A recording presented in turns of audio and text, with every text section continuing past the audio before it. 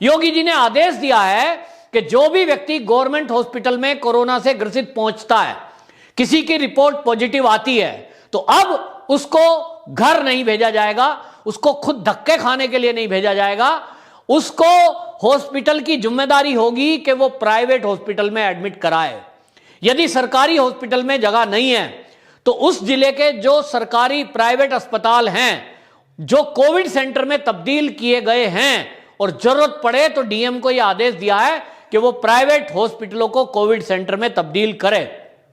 तो सरकारी अस्पताल में आने वाला एक एक मरीज उन प्राइवेट हॉस्पिटलों में भी शिफ्ट किया जाएगा, जिसका खर्चा यूपी गवर्नमेंट उठाएगी। योगी आदित्यनाथ कोविड को लेकर एक्शन मोड में हैं और आपको बताएं, उनको खुद को कोरोना हुआ था, लेकिन उसके बावजूद उन्होंने 11 आईएएस लोगों को कंट्रोल रूम बनाकर मामले पर निगरानी रखने का सलाह दी थी। और उसके बाद एक सेंट्रलाइज सेंटर चलाया गया, जिसके जरिए पूरे प्रदेश में यह निगरानी रखी गई कि कितने मरीज कोविड के आ रहे हैं, कितने टेस्टिंग हो रहे हैं, और दवाइयां, ऑक्सीजन, इन सब की व्यवस्थाओं के लिए क्या किया जा सकता है। और आपको बताएं, इसी 11 जो कहते हैं टीम 11, इस टीम 11 योगी जी की निगरानी में यह काम करती है। और उसके कारण से उत्तर प्रदेश में जब ऑक्सीजन कम होने लगी हॉस्पिटल में, तो ऑक्सीजन ट्रेन चलाई गई, जिसके जरिए ऑक्सीजन के जो ट्रक थे उनको बाकायदा उड़ीसा तक भेजा गया ट्रेन के जरिए, और हॉस्पिटलों को ऑक्सीजन मुहैया कराई गई। ये इसी का कमाल है कि कुछ ही घंटों में ऑक्सीजन की सप्लाई हॉस्पिटल तक पहुंच पाई। अब आपको बताएं, योगी जी ने एक सख्त आदेश दिया है, और यह पहली बार हो रहा है कि कोई अगर कोरोना रोग में काम आने वाली दवाइयां या ऑक्सीजन की कालाबाजारी करता हुआ पकड़ा गया तो उसकी संपत्ति जब्त होगी और उसके ऊपर रासुका लगाई जाए।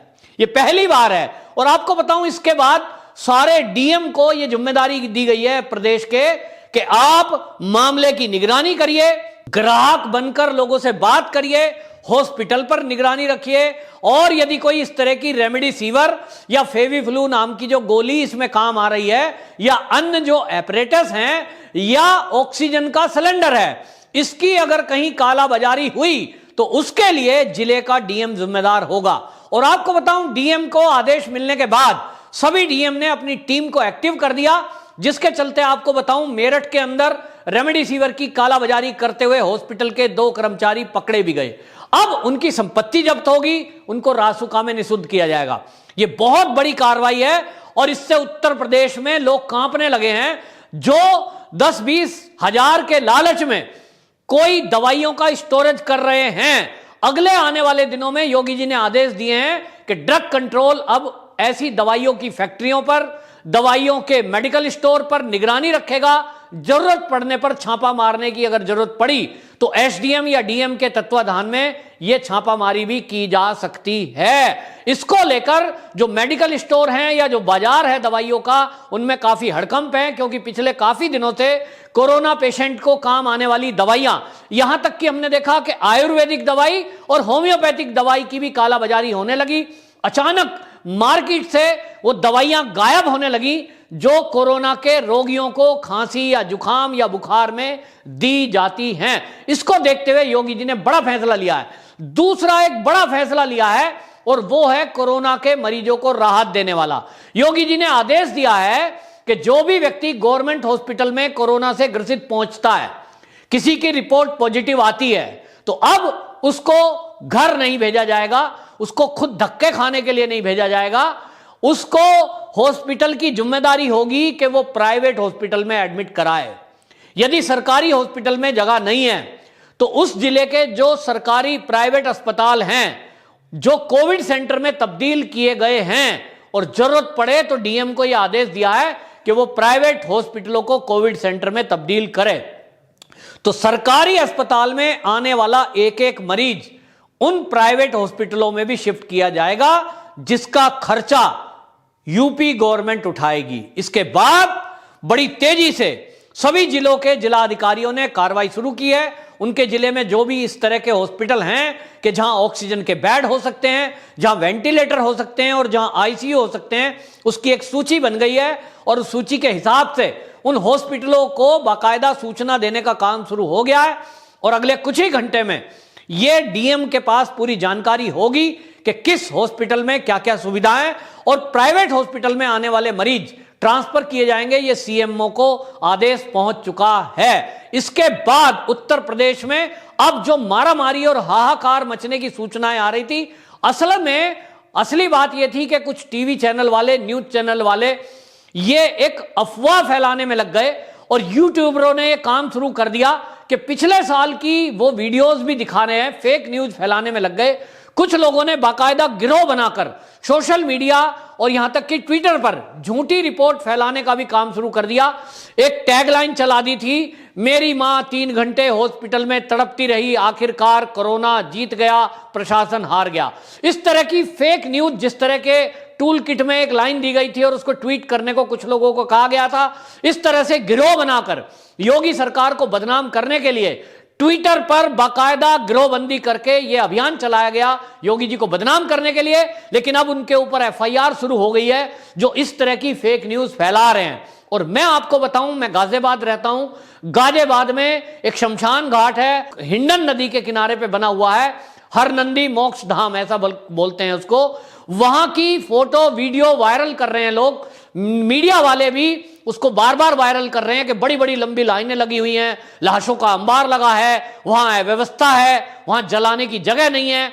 जबकि हकीकत यह है कि हिंदू मान्यताओं के अनुसार यदि किसी व्यक्ति को जलाया जाता है, लाश को जलाया जाता है, तो उस मुर्दे की अस्थियां 2 दिन बाद, यानी 2 दिन बाद अगले दिन सुबह उस अस्थियों को चुना जाता है। उसके बाद ही दूसरी कोई डेड बॉडी वहां रख के जला दी जा सकती है। तो वो जो खाली दिखाई दे रहे प्लेटफॉर्म है वो खाली नहीं है, उनमें मृत्यु को प्राप्त हो गए जिनकी अस्थियां जल गई हैं, वो अस्थियां पड़ी हुई हैं, ये वहां व्यवस्था है। अब बाकी अगर कोई व्यक्ति जाता है तो उसको नंबर लगाने के लिए कह दिया जाता है। अगर वो एम्बुलेंस बाहर खड़ी है तो इसको मीडिया ऐसे प्रसारित कर रहा है कि गाजियाबाद में लाशों का अंबार लगा है। जबकि आपको बता दूं, रियलिटी टेस्ट मैंने खुद किया है कि वो जो हिंडन नदी है वो बिल्कुल दिल्ली से सटा हुआ एरिया है और दिल्ली में हालत यह है कि वहां जो लाशों के अंबार लगे हैं, जीटीबी हॉस्पिटल से जो लोग मर रहे हैं वहां पे कोविड के कारण, उनको वहां का जो शमशान है नियरेस्ट जीटीबी हॉस्पिटल के, वो है सीमापुरी में। और सीमापुरी में जो एनजीओ उन मुर्दों को जला रहा है, वहां अगर जगह फुल हो गई तो वो ही कह देते हैं कि पास में हिंडन है वहां चले जाइए, पास में गाजीपुर है वहां चले जाइए। और इसलिए वो लोग जगह की इंतजारी ना करके और वो हिंडन पे आ जा रहे हैं। लेकिन मीडिया इसको ऐसे दिखा रहा है जैसे उत्तर प्रदेश में हाहाकार मची है और लाशों के अंबार लगे हैं। इस बात को रोकने के लिए भी योगी सरकार ने सख्त कदम उठाए हैं कि कोई यदि फेक न्यूज फैलाएगा, अब उसके खिलाफ भी प्रशासन को जिम्मेदारी दी गई है कि सोशल मीडिया पर पैनी नजर रखी जाए और कोई इस तरह की नेगेटिव खबर फैलाता है तो उस पर कार्रवाई की जाएगी। और यहीं आपको एक बात बताऊं, सुखद बात यह है कि योगी सरकार की मदद के लिए पिछले साल की तरह इस बार भी राष्ट्रीय स्वयंसेवक संघ यानी आरएसएस आगे आया है। और आरएसएस की एक सेवा करने वाली विंग है जिसका नाम सेवा भारती है। गाजियाबाद के जो गाजियाबाद विभाग प्रचारक हैं उनका नाम है वतन जी। उन्होंने गाजियाबाद विभाग में भी पिछले साल लाखों लोगों को घरों में पैकेट, दवाइयां, भोजन का पैकेट, दवाइयां, अन्य सुविधा, यहां तक कि किसी के पास अगर तीमारदार नहीं है हॉस्पिटल में, उनकी भी व्यवस्था की थी, घर परिवार की देखभाल की व्यवस्था की थी। किसी के पास दवाई खरीदने के पैसे नहीं है तो दवाइयों के पैसे तक भी व्यवस्था की गई या दवाई लाकर दी गई। इस बार फिर से वो विभाग प्रचारक आरएसएस के जो हैं वतन जी, उनकी देखरेख में एक बार फिर सेवा भारती की वो टीम एक्टिव हुई है और उस टीम को बाकायदा गाजियाबाद पूरे विभाग में टुकड़ों में बांट दिया गया है, कहां किसको काम करना है, पूरी जिम्मेदारी दी गई है। जो सारे लोग जुड़े हैं उसमें जो कोविड से ग्रसित लोग हैं, किसी को सिम्टम है तो टेस्टिंग कराने के लिए टीम एक्टिव है, टेस्ट उसका जल्दी कराया जाए। फिर उसके बाद उसको इलाज क्या देना है, उसके लिए कौन से हॉस्पिटल में उसको भेजा जा सकता है। किसी को ऑक्सीजन की जरूरत है तो ऑक्सीजन का सिलेंडर घर पे देना है कि हॉस्पिटल में, उसकी व्यवस्था। और किसी के पास पैसे नहीं है तो दवाई खरीदकर उसको देना। और किसी फैमिली में यदि उसके माता पिता और हॉस्पिटल में हैं और बच्चे घर में अकेले हैं तो बच्चों के लिए भोजन की व्यवस्था और हॉस्पिटल में तीमारदार और मरीजों के लिए भी भोजन की व्यवस्था। ये सब प्रशासन के तालमेल से हो रहा है। यह तालमेल आरएसएस के लोग रखे हुए हैं। एक बाकायदा सेंट्रलाइज हेल्प सेंटर बना दिया गया है, एक व्हाट्सएप ग्रुप बना दिया गया है। और इस व्हाट्सएप ग्रुप की पिछले साल भी काफी चर्चा हुई थी कि गाजियाबाद के विभाग प्रचारक जो वतन जी हैं, वो पिछले साल भी जब महानगर प्रचारक थे, उन्होंने ये व्यवस्था की थी। व्हाट्सएप ग्रुप के जरिए पूरी जानकारी आती थी कि किस परिवार को भोजन चाहिए, किसको दवाई चाहिए। इस बार इसी तरह व्हाट्सएप ग्रुप बनाकर हेल्प पहुंचाई जा रही है और यह काम शुरू हो चुका है।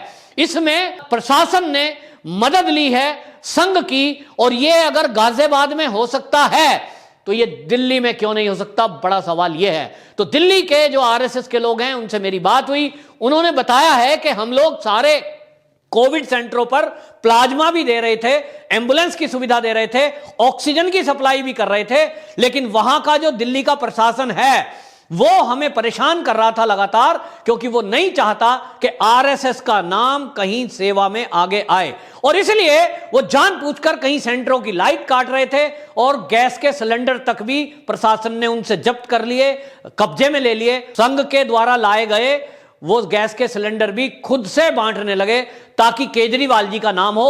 और हमने देखा था पिछले साल भी आज तक जैसा चैनल, इतना बड़ा चैनल, और किस तरह से उसने आरएसएस के द्वारा की जा रही सेवा को केजरीवाल की सेवा बता दिया था। जो झंडेवालान मुख्यालय है आरएसएस का, वहां एक रसोई चल रही थी झंडेवालान मंदिर से, जिसमें आरएसएस के स्वयंसेवक और स्वयंसेवी संगठन और झंडेवालान मंदिर का प्रशासन लगा हुआ था। उनके जरिए जो 1 लाख पैकेट रोजाना बंट रहे थे गरीबों में, वो पैकेट घर घर पहुंचाए जा रहे थे। लेकिन उस रसोई के विजुअल दिखाते हुए आज तक चैनल ने यह प्रसारित किया था कि देखिए केजरीवाल सरकार किस तरह से दिल्ली के लोगों की सेवा कर रही है। और इसलिए यह इस तरह का दोगलापन किया जाता है कि संघ के काम को सरकार का बताकर प्रचारित किया जाता है, लेकिन उसके बावजूद भी केजरीवाल सरकार संघ के लोगों का ना तो सहयोग ले रही है, ना उनको कोई सहयोग कर रही है कि वो लोगों को मदद पहुंचाएं। और इसलिए वो अपने बेस पर जो करना चाहते हैं वो कर रहे हैं। लेकिन यूपी में ऐसा नहीं है। यूपी में योगी जी ने खुले हाथों से वो सहज स्वीकार किया है और संघ का आह्वान भी किया है कि आपकी हमें मदद की जरूरत है, क्योंकि संघ इस बात के लिए जाना जाता है कि वो किसी का पक्षपात नहीं करता। सबका साथ, सबका विकास, सबका विश्वास, ये लेकर के जो मोदी जी का नारा है, इसी ये संघ की तरफ से ही दी गई सोच है, और इस सोच को लेकर के योगी जी चल रहे हैं, जिसके कारण उत्तर प्रदेश में युद्ध स्तर पर अब काम शुरू हुआ है। और अब किसी भी हॉस्पिटल में ऑक्सीजन की कमी नहीं है, दवाइयों की कमी नहीं है, और काला बाजारी करने वालों की अब खैर नहीं है, क्योंकि उनकी धरपकड़ शुरू हो चुकी है। और ग्राहक बनकर के पुलिस और प्रशासन के लोग ऐसे लोगों को फोन करके तलाश रहे हैं जो दवाइयों की कालाबाजारी करने में लगे हुए हों, उनको पकड़कर जेल के पीछे ही नहीं डालना। योगी जी ने आदेश दिया है कि ऐसे लोग यदि पकड़ में आए तो रासुका में निधक्त किया जाए, उनको पकड़ के जेल में, और उनकी संपत्ति जब्त की जाए। इसके बाद अब उम्मीद है कि आगे आने वाले दिनों में उत्तर प्रदेश के मेडिकल स्टोर पे कम से कम आपको सारी दवाइयां और इंजेक्शन मिलने लगेंगे। काला बाजारी करने की कोई सोचेगा भी नहीं। वंदे मातरम।